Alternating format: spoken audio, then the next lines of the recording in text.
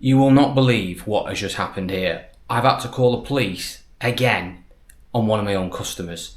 Just check this out. The reason why this constable is here is because you are now refusing to leave, because I cannot get you to leave the premises, and with all due respect, now you're being very calm. That was not the case 20 minutes ago, was it?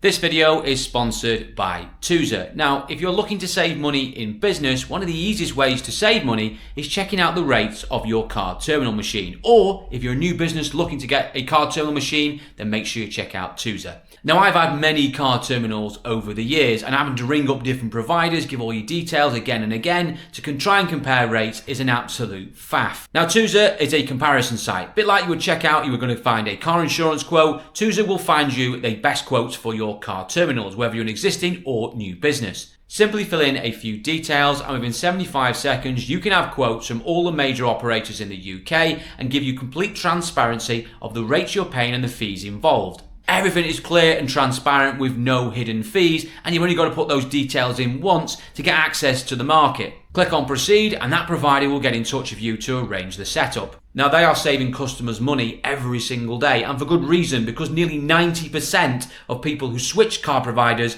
will save money, which is why I recommend TUZA's service. With its easy approach to switching, I can focus more of my time on running my business. So if you're looking to cut costs in your business, or maybe you're looking to get hold of a new car terminal to start taking car payments, get yourself on TUZA. The link is in the description. Click on that link, get yourself over there and get saving today. Evening all, welcome back to the channel and to here at the car pitch. As you can see in the intro, it's been a rather interesting day. We've had a bit of a falling out of a customer, should we say, and I'll go through the whole story with you later on, because wow, it's massively blown out of proportion. I was not expecting the reaction I got, to be honest with you. But anyway, more about that later on. So if you want interested in that, you can catch that up in the timeline at the bottom as I put tags in, so you can go straight to that if you want. But for the moment, I'm just going to do an update, because that's what we do here. We do the pitch updates, go through basically what's been happening. And like I said, I'll sit you down in a bit and we'll go through basically what happened with the police here at the car pitch, and the man we had in kicking off, which was a slight understatement, but yeah, kicking off big time about a deposit, which, yeah, well, I'll talk to you about that in a bit. Let's go and have a look around the pitch, because we've had quite a bit on, done quite a lot to be fair, and we've got lots of things to show you, and that's what it's about. So let me go and talk to you first, calm down, before I get myself really cross about what I've had to deal with today. Right, let's have a quick look around the pitch. It's trying to spit and starting to rain, so we'll try and get this done as quick as we can. First of all, we've got a bit of space now, but earlier on today, the place was rammed. I mean, literally there was cars all the way down here and all the way out to the gate. We had to move a ruck of them off site. We've also had to send some stuff to like paint and stuff like that just to get a bit of room back. We say we're not particularly short of cars at the moment. We've got quite a lot in, we need to prep and get on sale. So we're not really short of stock, and like I said, I've been buying a few bits at the auctions, we've been picking up. It's been an alright sort of last 10 days really. So anyway, we'll talk more about that as we go around quickly. First car, we'll start with the doorway here. Mariva, this is the reason why probably most of you have clicked on this video, because this is the culprit that has caused the issue with the police, which we'll talk about later on. Needless to say, that car is now no longer sold, but it was sold at one point. Inside, briefly, we've got the Kia Rio we bought, a little 3-door one, the SR7, which is having a clutch in it. We put it on sale about 10 days ago. I was umming and ahhing about putting a clutch in it at first, because I thought it was something that wasn't quite right with it, but then I went out for a drive and it seemed alright, to be fair. So I just thought we'll keep an eye on it, and obviously when we get it sold or anything crops up, we can come back and deal with it. Anyway, we had a lady on it, test drove it. We went on quite a big test drive, and it was alright for a while, but then when it got warm it started juddering really bad. So I started thinking, well, it's done 60,000 miles, it's on a 15 plate, there's a high likelibility that it's obviously might be the original clutch. So we decided to apologise to the lady, because she was gutted that it didn't drive particularly well on the return trip. But we did manage to sell her another car. We sold her a Ford Focus, which is good news. So we didn't lose a sale out of it, but it could have cost us a sale. So anyway, we decided to get a clutch organised for it and get it in. My mechanic has managed to do that today. The old clutch is here, and it's a good call as well, because actually it is the original clutch in it, and it is all sort of chewed up, so it's very flat there, getting a bit bald, and it's quite badly scored as well on the pressure plate as well. So it was a good shout in the end. So that will solve that problem. Nice clutch in it, nice new clutch in it, gonna make the job easy to sell that. Bit of peace of mind for someone. Wasn't that dear, wasn't the cheapest clutch in the world, it was about 120 quid, and it was an absolute nightmare to get hold of one. I had to order one online in the end. None of the local motor factors had one. 15 backwards, fine, but on this sort of changeover on 15, no stock available. And that is something that we see a lot at the moment with a lot of clutches. And it's not just sort of Kia Rios and some of the Asian cars we struggle with, it's even like European stuff. I can't get some bits for Fiat 500s like clutch bits. They are in short supply. There does seem to be a real issue since COVID about getting clutches for some reason. I don't know what it is. Maybe you can let me know in the comments. Briefly, back on here, sorry, the 207 Auto. We've already covered that in another video. That's just basically having a few bits done to it, some drop links and stuff. That'll be going on sale for the weekend, pictured, and obviously we've already got people interested in that automatic because we don't get many of them. Like I said, they are good news. Really pleased with that one because I think there is a hefty shilling in that for us, which is a nice treat for us. Moving outside, we've got the Punto, which we mentioned very briefly in a video the other day. I was in my Chevrolet Cruise, doing a very short video for you. I was nursing back a Chevrolet Cruise, which was having a little bit of a water leak and a bit of a blowing exhaust, which actually isn't on site at the moment. It's gone to paint to have the sill done. And this was the other car we bought from Central Car Auctions with the Chevrolet, somewhere we've been going to recently. And so far, we've had a couple of cars out of there. They seem all right for what we bought, but this is a automatic Punto that needs an alternator. Low mileage, does want a little bit of paint, proper throw of the dice car, whereby it owes me about 500 odd quid, but the upside to it is huge. I mean, you will probably get on an 08 plate with 40,000 miles at least £2,500 for that car, at least, probably more, because even if it had 90,000 miles on it, I think you'd still get £2,500 for an auto, particularly around here, because there isn't any, and we get asked 4 or 5 times a day for them. So that is one of those cars. But I mean, don't get me wrong, you could get off it, we could get it in the workshop, we could start getting to grips with it, get an alternator on it, you know, trying to go out for a proper drive, and the box could be knackered and we could lose money on it. But I'm willing to take the risk because the flip side is huge. The loss is tiny. We could lose a couple of £100 or gain 2,000 quid. That's the reality of that car. So little gamble, but I think one that should pay off. A nice little thing as well to see as well, because you don't see many automatic Puntos anymore. Some will say for good reason, but they are popular. They are popular, and I have sold a few in the past, and they're actually all right when they run right. Another one moving on is the Mocha. We bought this from Aston Barclay. Been trying to buy a lot of Mochas and Sportages recently, bidding away, been struggling, but over the last few weeks had some success. This Mocha was one of them. 1.6 petrol, done 85,000 miles, only just landed, does drive very well, does need a bit of a buff, doesn't need any paint other than just a hand mop. Ordered a towing eye cover, which I need to get that painted, but that's here or there. I could probably do that myself, to be honest. But that's pretty much it. Wipers, or what attention, because they're a bit dodgy, the wipers, they're not self-cancelling properly. But other than that, it's not that bad. It's sound. No rips or tears. And it drove really well, really well. I was chuffed a bit of it. So I'm hoping to get that to turn around in the next few days. So I'm waiting for that towing eye cover to come. But we could probably look to clean it and get it awaiting prep and on front and see if we can draw some interest in it. Has got a bit of service history, not full service history unfortunately. Maybe that helped me buy it, because I have struggled to buy these at right money. It wasn't cheap. I've got to give about 26 and some fees with it, so I've actually give pretty much bang on the money for a car in that sort of condition and age. So we'll see if they are good news or not. So I think we'll get that sold pretty quickly. Other things we've got the Fiat 500 back from paint, which is good news. We're going to get that on sale this week. It's got a little few bits to do to it, little trim bits that want painting, so we're going to do that on site. And it wants a bloody good valet as well, and a steering wheel wants changing, which I think might be in the car. Yeah, there's a new steering wheel, ivory steering wheel. These ivory steering wheels always fade like hell on these. I can show you on this one, but they just always look horrible and worn out and just disgusting really. So this one's a lot better, so we're going to change that over. It's not so much an issue on the other models, because them are leather and they last a bit longer, but on the pop models they don't have a leather bound on them, so they just seem to wear apart there quickly. Anyway, we'll get that on sale because we can sell these all day long. We'll have a queue of usually young women drivers who want to buy these type of cars, but it does need obviously sprucing up a bit first. Before Fusion, I've had an update on that. A little 1.4 diesel. We bought this from a subscriber who actually lives locally. We bought it off him for about 500 quid. Again, it's just another one of those cars where it's low mileage. We're going to have a little throw of the dice with it. Had the auto electrician in this week to look at a couple of bits and bobs we've got here, and he tested the injectors, or the feed to the injectors. Basically said nothing wrong with them. Its injectors are at fault, which we pretty much assumed was the case anyway.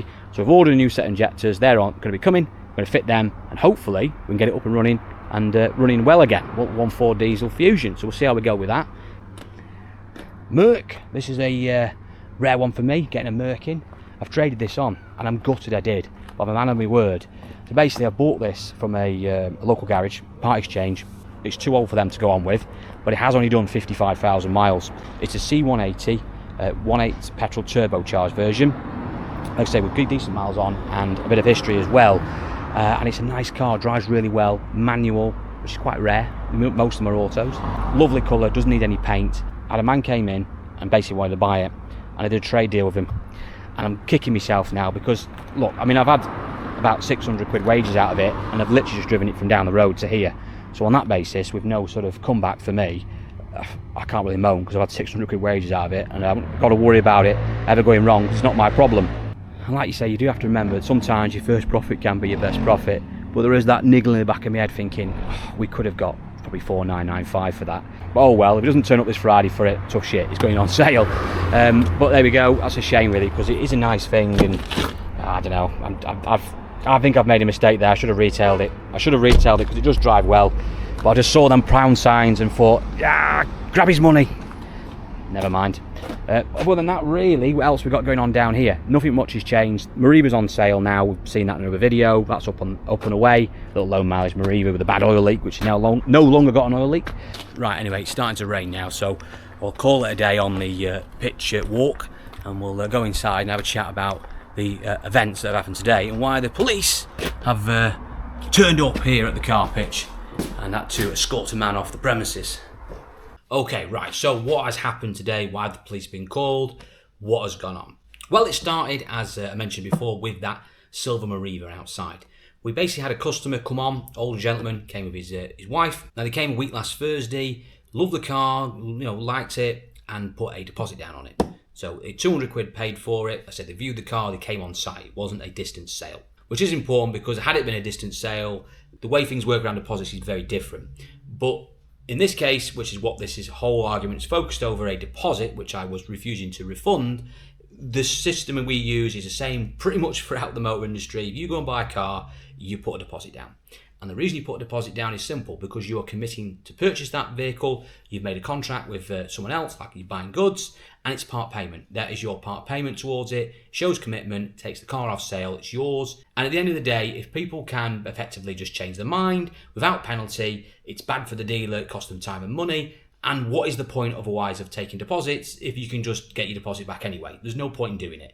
And you won't want your dealer to sell your car to someone else. You want them to be honest and trustworthy, and you want the customer to be honest and trustworthy. You make a deal, you commit, you pay your deposit, the car's yours. That's how it should work. And it's pretty normal that you're allowed to keep deposits if a customer basically pulls out of a transaction, because you're allowed to reimburse for your time and costs. Anyway, we're always upfront with people about the deposits. We even tell them as well when we're taking the money off them, my card or cash, whatever it is they pay. We say, look, you're filling out a deposit slip, you are aware it's non-refundable, you understand that, don't you? And you're signing a piece of paper, and we're physically telling you, so everyone's on the same hymn sheet. And 99% of the time, no one gives any issue, except for this occasion. So basically then what happens is the guy puts the deposit down on the car, and we tell him, look, the car will be ready when it's ready. We will not rush it for you. We always ask the customer when they want the car to get an idea of when they want it, because if some people will say, I need the car for Friday and it's a Wednesday, I will not take the deposit off, and I'll say, look, it's not achievable. I can try my best, but I can't guarantee that. I ain't going to rush a job, and that's not how I work. I take my time, I get things right, and by doing that, you get a good car, and I get peace of mind as well. And hopefully, don't get many issues with the warranty side. That's how I want to work and operate. Might spend a little bit more on prep at the beginning, than other dealers might do, and I might be fixing things that they might argue might not need doing, or maybe looking a bit too far ahead, and maybe trying to future-proof stuff a bit for people. But I take the view that by spending a bit more money on them now, it pays me back dividends later on with better customer service, less warranty claims overall, and the fact that we get very little warranty claims gives me that confidence that we're doing the right thing. So anyway, I tell the gentleman I'll get in touch with you in the next few days, and I'll keep you updated throughout the process, either myself or a colleague, about what's going on with your car, but we should have it ready for you next week. So we get it in the workshop the following day. We start to get to work on it. We do lots of things on Marivas in particular. Straight away, we'll change all things like thermostat housings and coolant flange housings. We check all the cooling system on it because they are renowned, but Corsa-based engines, renowned for sort of overheating problems and leaking. It usually spans from a fan packing up or water leaks and stuff. And they're a major issue. And we always just go by that. So we always decide to basically just check them all over, and any doubt, just change those parts. Not to say the radiator all the time unless it's leaking, which it was in this case, but we certainly would change all the housing, stuff like that. We just do them all. It's not worth the hassle for how little they cost. It gives peace of mind, like I said, causes less issues in the long run. So we're going through that process, getting that all organised, ordered those bits. Some of the bits were on back order, like the radiator, had a little leak in it. You could see a little bit of coolant that had dried up on it and it was starting to leak. So we just want to change it. So we ordered those bits up. It's now Monday. It's been a few days now. Ring the customer, give him an update. Rings him, can't get hold of him. Okay, fair enough. That's nothing out of the usual. Carry on with the job. Bits arrive. We start fitting them. Ring him again on the Tuesday. Give him an update. No answer. Starting to get a little bit concerned now. I can't get hold of him. But I thought, it might be a good reason. You know, he's an older gentleman. It could be a very good reason why we can't get hold of him. We again get into Wednesday, and I then rang him again. Cannot get hold of him. So now I've now left him a voicemail, basically explaining that, look, we're pretty much there now. We're going to get this car ready for you probably in the next 24 hours. We're waiting on one bit to come. It's going to be in the morning. We're going to fit it. We can get it in for MOT the same day or the following day. Let me know. Get back in touch with me. I basically touch base with him because I've not got hold of him since. When you want the car. Because sometimes some people don't want him for weeks. We get some people who want to pick it up in 2 weeks or stuff like that. You know, they've had cars written off and they're waiting on money. It can happen. And it happens a lot. So I always want to make sure that I'm not MOTing something too prematurely. Obviously, I don't want to do it last minute, but we want to make sure that, it's all syncing together. We want to get someone in the car with 12 months MOT near his dad. So I need him to get in touch with me. Left him that voicemail. No response whatsoever at all.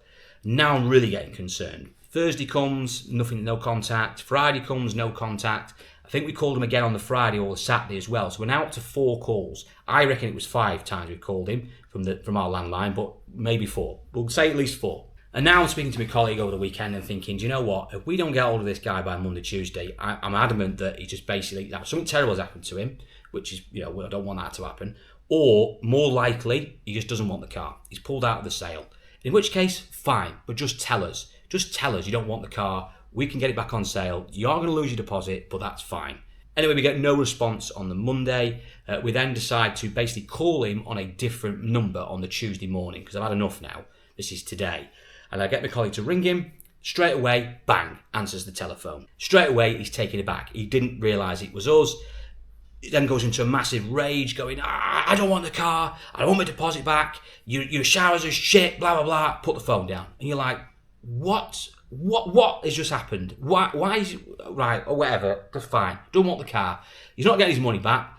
I doubt he's going to turn up for his deposit anyway. At least we've established now, you don't want the car as we suspected.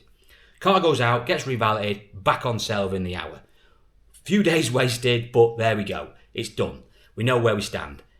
An hour later, the guy ropes up here. Turns in, opens the door, barging in, arms everywhere. I want my money back. You're a shower of shit.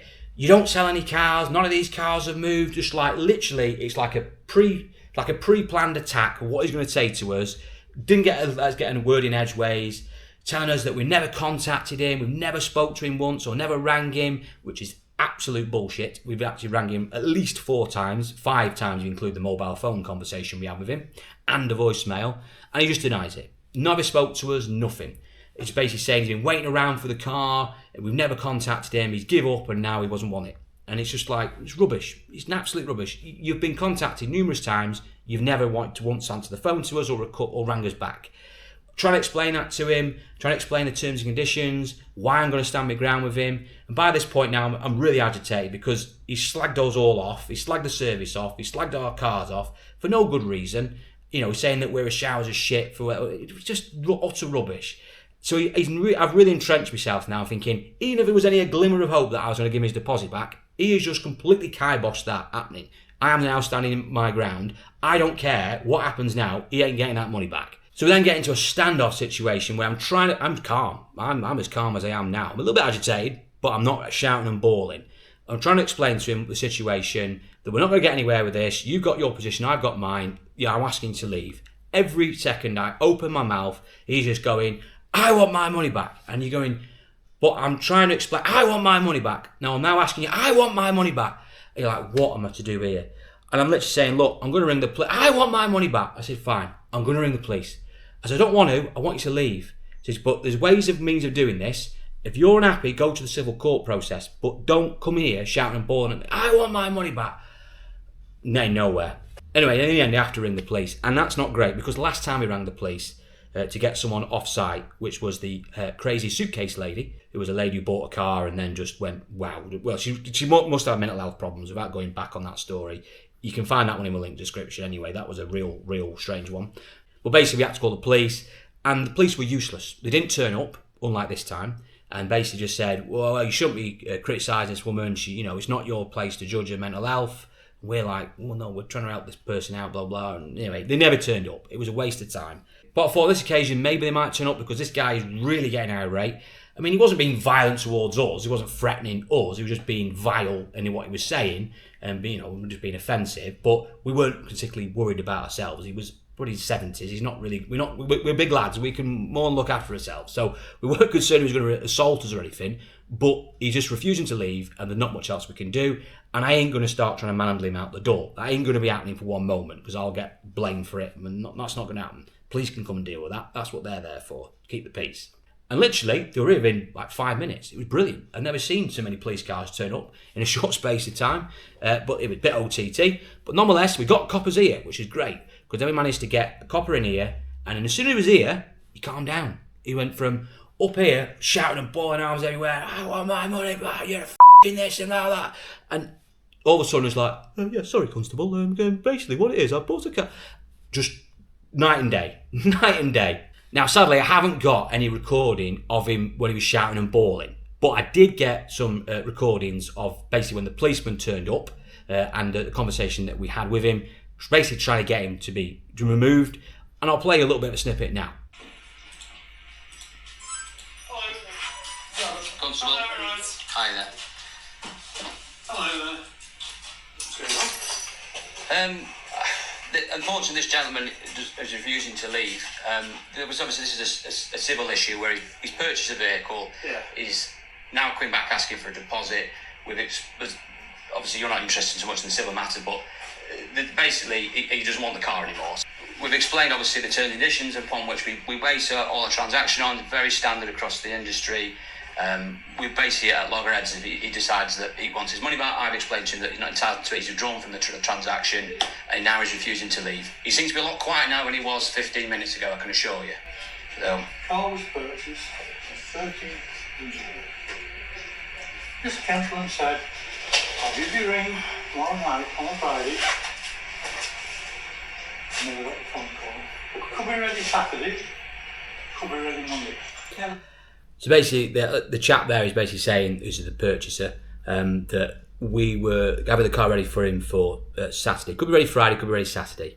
That conversation didn't happen. I would have said to him, definitely, that I would give him a call in the next few days.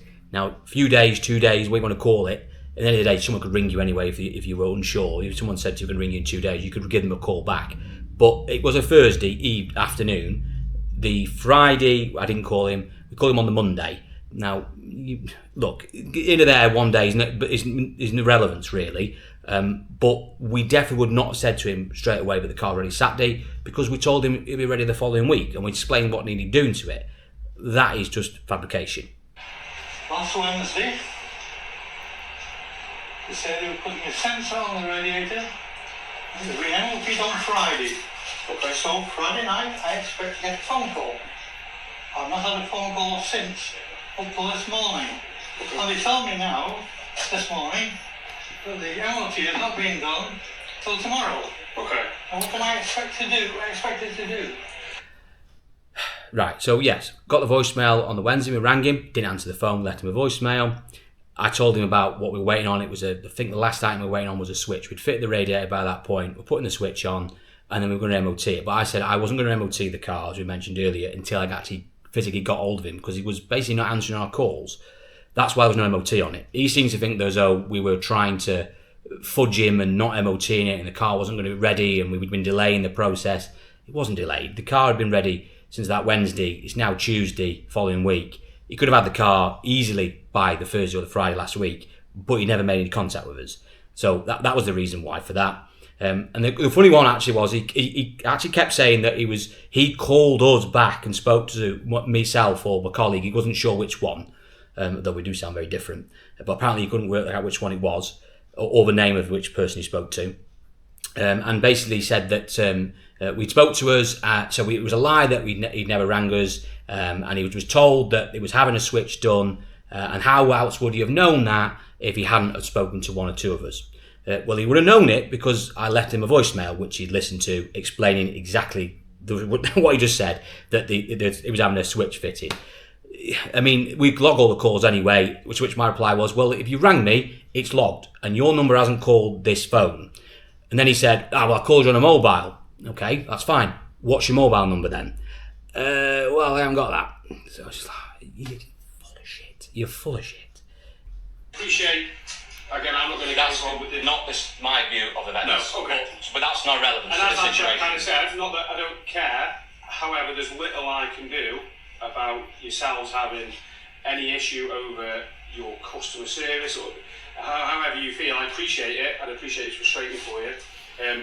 But yeah, when it comes down to it, if you want to challenge what's going on, you've got to go through the appropriate, which is like the ombudsman. As I explained to the gentleman, unfortunately, we're not getting anywhere with that, and that's why, unfortunately, I'm really sorry about to call you guys, because you know, this is. I'd rather it than go up before, like, you know what I mean? I know, and the events of what he says are completely different, but that's the relevance. Not obviously, we wanted the car. We didn't want the car. No, that's fair enough. You never rang me to tell me that car, even this morning. You can't give me an MOT. No, this is from the 30th. There's no point going down. Again, that's not the events that I had. You show me an MOT and this policeman an MOT for that car. You show me MOT now. It's ready. You got a little split second there of what his attitude was like when he raised his voice. I can assure you it was a lot more savage when he first came in, but you could just see he was just about to pop again. But he kept going on about this MOT. I mean, he doesn't understand and say, we weren't going to MOT this car until he'd actually got back and contacted with us. What was the point of me MOTing a car if you're not going to buy it? I'm trying to establish if you're actually going to commit to buy this car because you've made no contact with us. If I then go and MOT it and waste my time and money MOTing it, which I'm going to have to MOT again when someone else wants to buy it, because it might be on sale for another month or so, and they're going to want 12 months MOT. I always get 12 months MOT of a car. So, you know, I don't understand what he was getting at with this MOT thing, as though he was trying to make out that we were fudging it. It was just ridiculous. The constable's not interested in the civil matter that me and you are having. No, we can't show me the MOT because that's how you've gone. Okay. No. And he doesn't need to know about the numerous calls I've already had to and the lack of response over the last 2 weeks. It's an irrelevance to the situation. The reason why this constable is here is because you are now refusing to leave. If you believe and adamantly believe that I am wrong, and that is fine, then you will go to a civil court and a judge will back you. But the reality is, and I'm trying to be, they are here because I cannot get you to leave the premises, and with all due respect, now you're being very calm. That was not the case 20 minutes ago, was it? You were being really quite... All I've come for, simple, I understand that. And we're at loggerheads, and I believe that I have carried out everything that I can within the terms and conditions what I set out, and I have lost money in preparation of a car. These constables are not interested in that. They're here to make sure no breach is being made of the peace. I'm asking you to leave. Numerous times you refused to, which is why I've had to call these out, which is unfair on them.